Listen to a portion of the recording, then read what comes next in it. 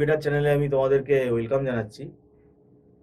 তোমরা যারা সেকেন্ড সেমেস্টারে উঠবে এই 2023 সালে বিসিএ যারা পড়ছো ম্যাকাউট ইউনিভার্সিটির আন্ডারে, তোমাদের বোধহয় ফেব্রুয়ারি মাসে পরীক্ষাটা হয়ে গেছে ফার্স্ট সেমেস্টারে।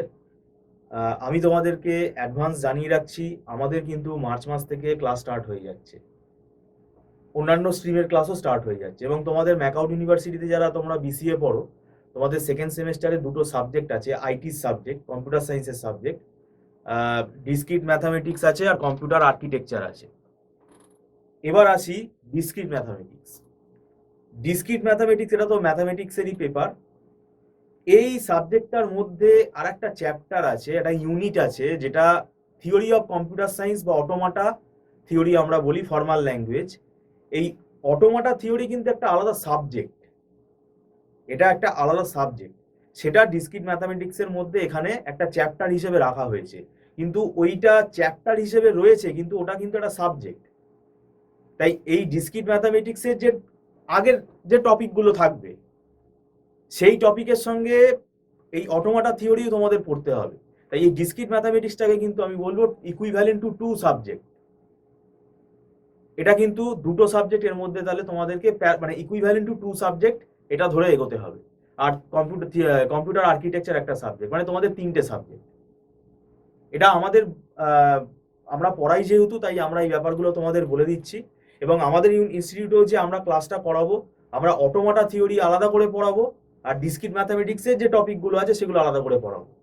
অটোমাটা থিওরি কিন্তু এটাও একটা ওয়ান কাইন্ড অফ ম্যাথামেটিক্সের ব্রাঞ্চ, মানে একটা মেশিন ডিজাইন, মেশিন সম্বন্ধে এখানে আমরা পড়ি। এটাও একটা ম্যাথামেটিক্যাল মডেল, এটাও একটা ওয়ান টাইপ অফ ম্যাথামেটিক্স, ওই জন্যই ডিসক্রিট ম্যাথামেটিক্সের মধ্যে এটাকে রাখা হয়েছে। কিন্তু এটা আলাদা করে আমাদের একটা সাবজেক্ট থাকে, যেমন বিটেকে এটা একটা আলাদা সাবজেক্ট হিসেবে আছে, এবং এমসিএতেও এটা ম্যাকাউট ইউনিভার্সিটির ইলেকটিভ সাবজেক্ট হিসেবে আছে, খুব সম্ভবত সেকেন্ড সেমেস্টারে। তাই এটা আলাদা করে তোমাদের একটা পড়তে হবে।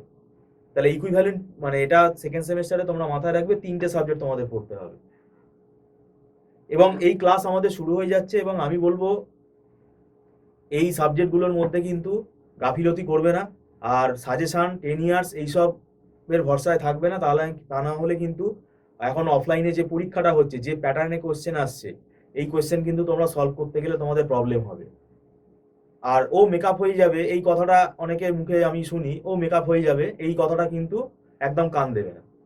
আর আমি বলবো না যে তোমরা আমাদের ইনস্টিটিউটেই চলে আসো, তোমাদের যেখানে তোমাদের পছন্দ সেই ফ্যাকাল্টি মানে সেই টিচারের কনসালটেশন তোমরা করতে পারো, সেই টিচারের কাছেই তোমরা পড়তে পারো।